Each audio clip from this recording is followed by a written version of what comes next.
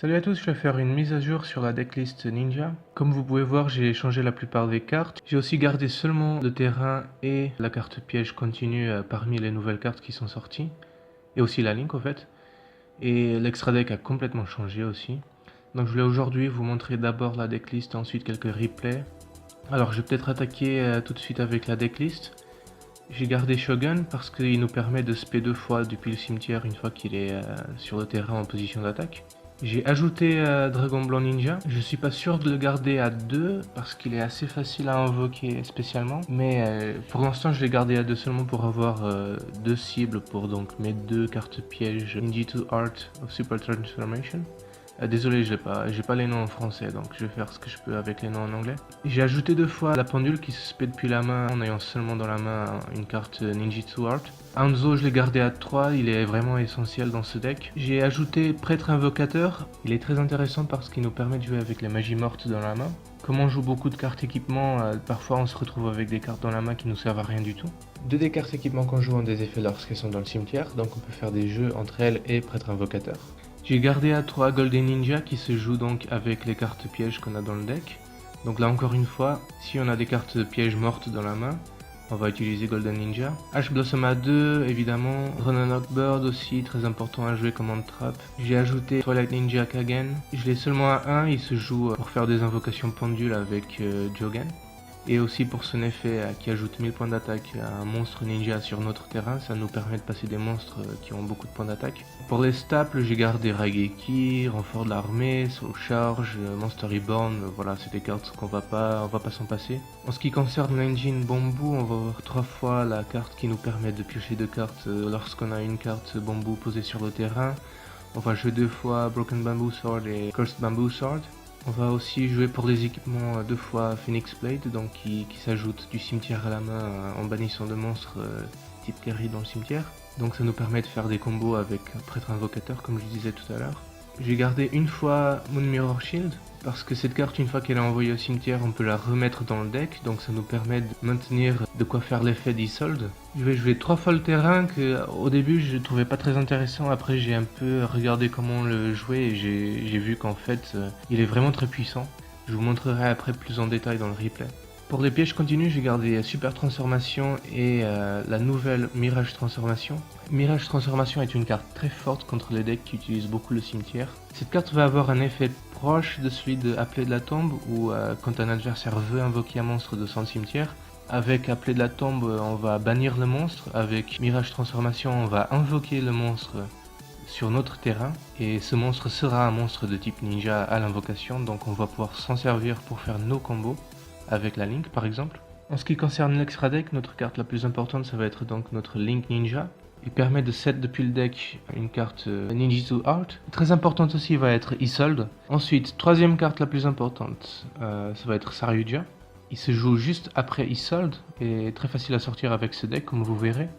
Très important pour pouvoir sortir le Shogun avec son effet de pouvoir spé de la main un monstre. On va avoir beaucoup d'Xyz rang 4 parce que là on a beaucoup de monstres niveau 4. Là ça va être les staples Cowboy, Castel. On va jouer Ragna 0 parce que là dans la méta beaucoup de cartes sont soit type ténèbres soit type lumière. Donc ce qu'on fait nous c'est qu'on va poser Witch's Apprentice. Tous les monstres donc ténèbres gagnent 500 points d'attaque et tous les monstres lumière perdent 400 points d'attaque et défense. Avec Ragna 0 on va pouvoir détruire un monstre sur le terrain dont l'attaque est modifié. Ça va concerner beaucoup de monstres lorsqu'on a déjà posé cette carte Link sur le terrain. Ensuite on va avoir les Utopia, très bien pour passer des monstres avec beaucoup de points d'attaque. J'ai mis aussi 2 monstres rang 7 pour voir si je pouvais en faire quelque chose, mais je pense pas les garder. Je pense les remplacer par des monstres Nightmare par la suite. On va passer maintenant au replay. Je vais avertir avant de commencer. J'ai choisi des replays qui sont intéressants à regarder. Dans la plupart des matchs que j'ai fait, ce deck perd contre Dragon Blanc. On va commencer.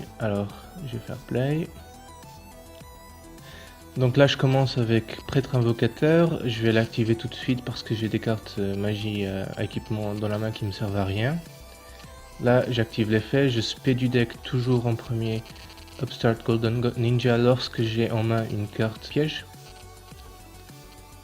Donc là j'active l'effet, je spé du deck Hanzo. Hanzo lorsqu'il est spé, il peut ajouter du deck à la main un monstre type ninja. C'est pas limité par tour donc c'est très puissant. Voilà, là je pars tout de suite sur Isolde. Avec Isolde, j'ajoute toujours à la main Golden parce que je ne vais plus m'en servir pendant ce tour a priori. Là je spé du deck encore une fois Hanzo, j'active de nouveau l'effet de Hanzo.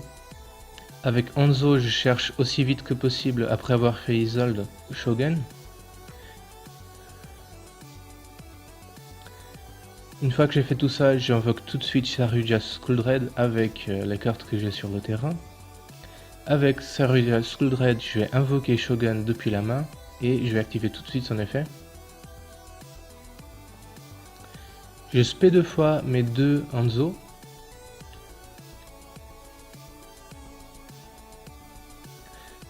Avec Hanzo, je vais chercher aussi vite que possible mes pendules. Je set mes deux pendules pour pouvoir invoquer par pendulation des monstres que j'ai dans la main.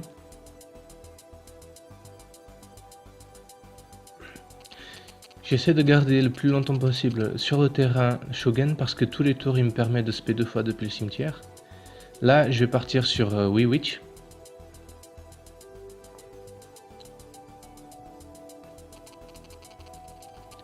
Donc là j'ai fait le combo dont je vous parlais entre Wee Witch et Ragna Zero. Et je termine mon tour avec un board qui peut se défendre assez aisément contre tout effet de monstre, grâce à Ragna Zero.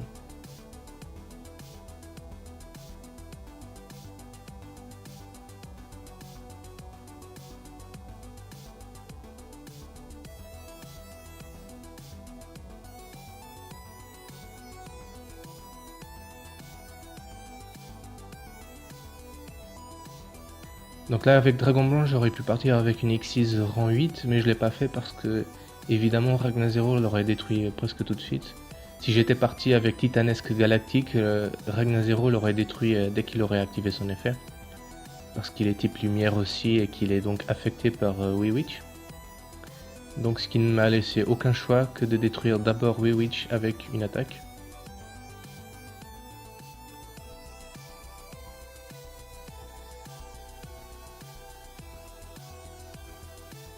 Là de nouveau je fais prêtre invocateur. Je passe à Utopia pour pouvoir passer le dragon blanc en face. Et je termine la partie.